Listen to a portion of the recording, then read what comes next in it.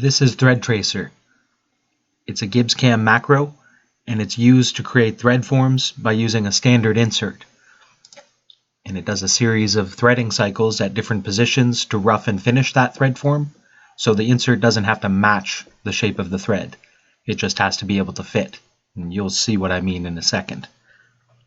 Using ThreadTracer is fairly straightforward. There's a series of tabs here.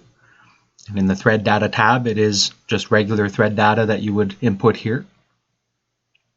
Things like your nominal diameter and your threads per inch or pitch.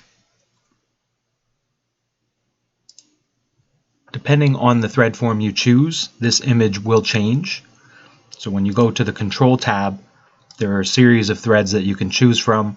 Some of them are pay only, and then some of them are available with the free trial. And you can choose to add fillets or chamfers on the corners if you'd like. You can choose your tooling and where the offset position is. You can see the different inserts available here, as well as defining the different angles on the standard inserts.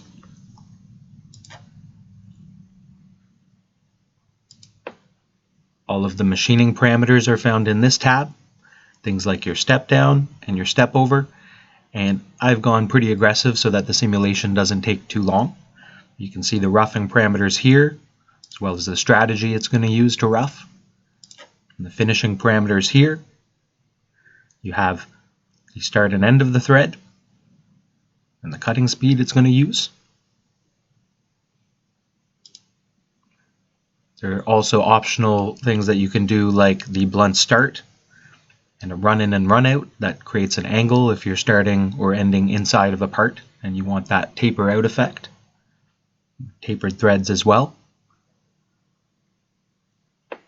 There are a series of settings in the background that aren't really going to affect me here, as well as lots of different things that I can use, that some of these will be covered in future videos.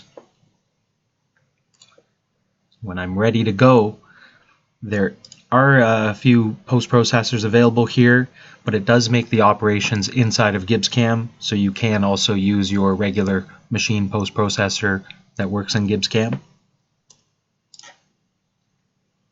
And I'm going to do both roughing and finishing and create those operations. I'm going to press do it. And this is going to create one operation there you can see for the roughing, and then a second operation for the finishing, and of course I can do one or the other if I'd like. You can see the operations are there. When I take a look at this, you can see that it's just standard threading cycles at different positions. So here's my roughing. Once again, I used some aggressive amounts so it doesn't take forever. And those positions are creating the ultimate form of the thread using whatever insert I chose. And once the roughing's done, the finishing will start. And once again, the step over is up to you, and how much material you want to remove is up to you. And it's just going to keep on threading and creating that thread form there. And just walk down.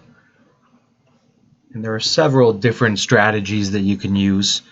This will give you a good idea of what's happening, but look for future videos as well, where I'll go over things like the wave chip breaker, which is an interesting setting that you can choose to actually break the chip by entering and exiting the cut as you thread. So I'll do that in a different video, but you can see it here.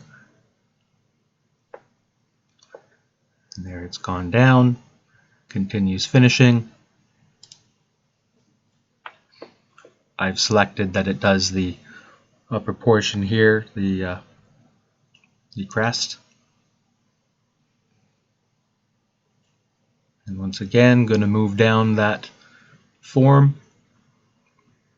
And it's very good if you have a large thread form. Even if you had the form on the insert, you can use this.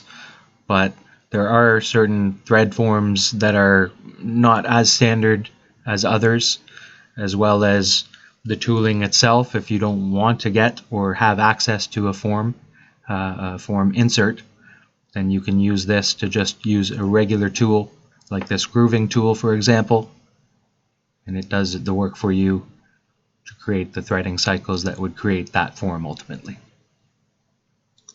Hopefully you've enjoyed this video. You can see that I have the cycle time down here, different guides available. So look for future videos that show some of that wave chip breaker as well as the wave thread macro. Thank you for watching.